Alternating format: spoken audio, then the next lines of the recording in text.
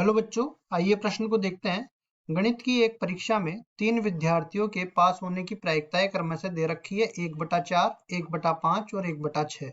इनमें से कम 2 विद्यार्थियों के पास होने की प्रायिकता ज्ञात कीजिए। प्रश्न को हल करने से पहले इसकी मुख्य अवधारणा के बारे में चर्चा कर लेते हैं। तो यहाँ पे हम लोग लिखने वाले हैं मुख्य अवधारणा। तो सबसे पहले तो देखिए हम लोग ये समझ लेते हैं कि स्वतंत्र घटनाएं क्या होती है।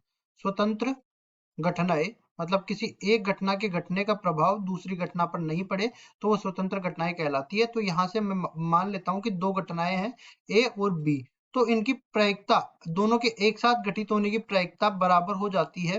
अलग अलग अगर ये घटनाएं घटित होती है तो उनकी प्रायिकताओं के गुणनफल के बराबर। इस तरह ये स्वतंत्र घटनाएं दो है ए और बी, तो उनके प्रायिकताओं के बीच में ये संबंध होता है। ठीक है, तो अब देखिए हम लोग आगे बढ़ते हैं और सवाल को देखते हैं। इसमें मान लो कि सबसे पहले मैं मान लेता हूँ पी ए के घटित होने की प्रायिकता और पी ए डेज ए के घटित नहीं होने की प्रायिकता।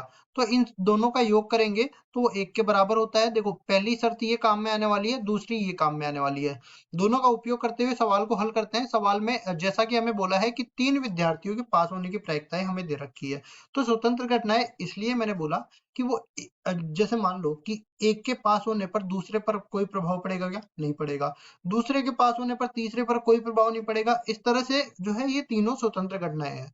स्वतंत्र घटनाएं और हमें क्या करना है कि कम से कम 2 विद्यार्थियों के पास होने की प्रायिकता। तो हम लोग ये बोलते हैं, देखो पी एक्स कम से कम 2 विद्यार्थियों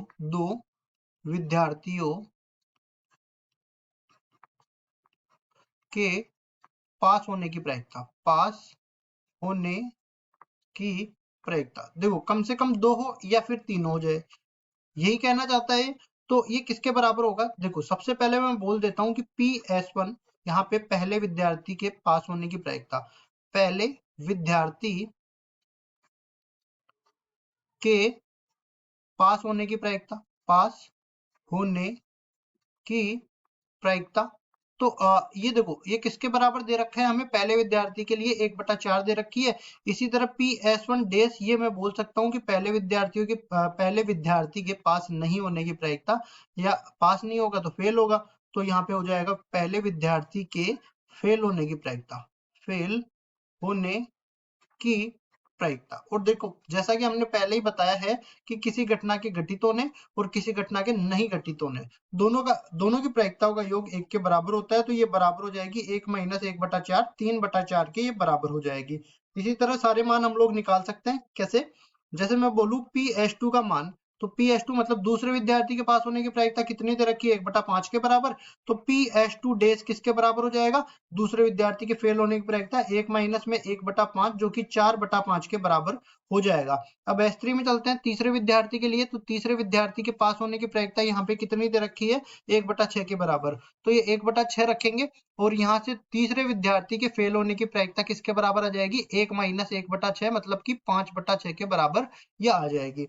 अब देखो कम से कम 2 विद्यार्थियों के पास होने की प्रायिकता को हमने Px से व्यक्त किया है। तो ये बराबर हो जाएगा, जिससे S1 और S2 को तो पास कर देंगे और S3 को हम लोग फेल कर देंगे। ठीक है, अब उसके बाद देखिए यहाँ से हम 2 विद्यार्थियों को, अब S3 को तो फेल कर दिया, अब S3 को पास करना है, किसी और दूसरे को फेल करना है। तो पहले को फेल कर दिया, बाकी 2 को पास कर दिया। PS2 गुणा में PS3। इसी तरह अपने पास अब S2 को फेल करना है, तो PS1 गुणा में PS3 और ये आ जाएगा PS2 डेज। अब देखिए कम से कम 2 मतलब 2 से ज्यादा भी हो सकते हैं। तो तीनों विद्यार्थी पास हो जाएंगे। इसकी प्रायिकता हो जाएगी PS1 गुणा में PS2 गुणा में PS3, इसके बराबर आ जाएगा।